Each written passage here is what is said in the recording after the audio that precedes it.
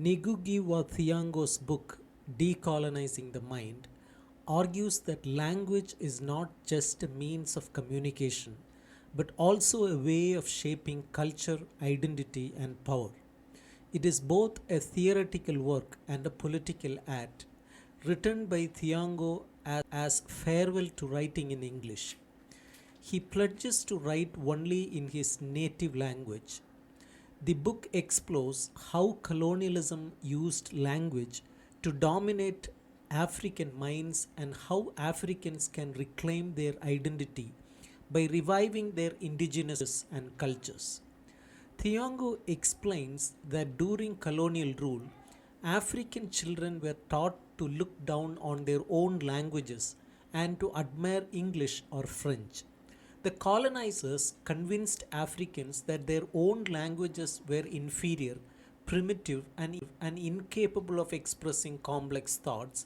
As a result, African students were forced to speak in European languages in school, and they were often punished if they spoke their mother tongues.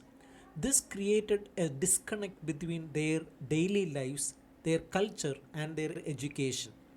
This was the start of mental colonization, making Africans ashamed of their heritage and creating a gap between them and their traditions. Thiong'o uses his personal experiences in Kenyan colonial schools to explain how deeply this linguistic oppression shaped him. He remembers how he was a bright student who had to leave his language behind to succeed. He describes a practice in his school where students caught speaking Gikuyu had to wear a sign of shame. Such methods led young people to believe that their languages were bad. English became the language of prize, success, and intelligence. It was the only language used in exams, books, and in most school lessons.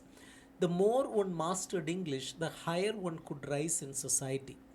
This was how colonialism created a class of Africans who became alienated from their communities and who saw Europe as superior. The use of European languages in African literature is not neutral. It continues the colonial process of alienation. When African writers choose to write in English or French, they are indirectly supporting the colonial structure. They are writing for an international audience, often educated elites, and leaving behind the majority of African people who speak indigenous languages. Literature, which should reflect the soul and struggles of the people, becomes something distant from the common reader. Real decolonization must include the restoration of African languages as the languages of education, literature, and political thought. In the first chapter, Thiong'o outlines how language was used as a tool of colonization.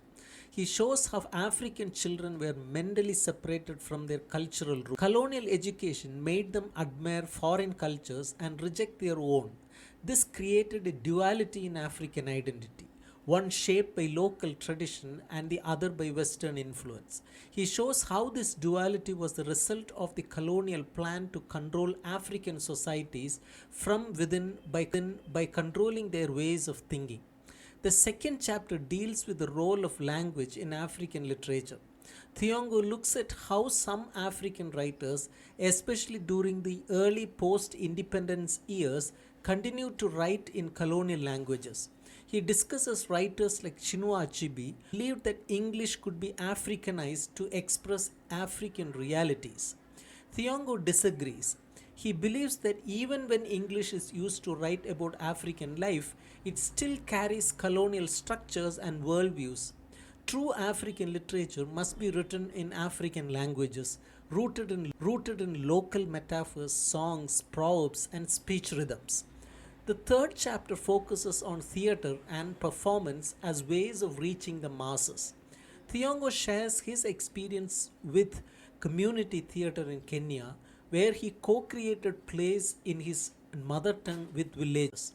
These plays address real social issues like land, poverty, and resistance. The final chapter is a call to action.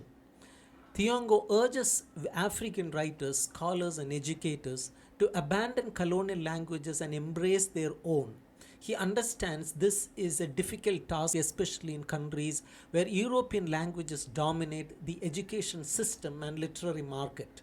But he believes it is necessary for real freedom.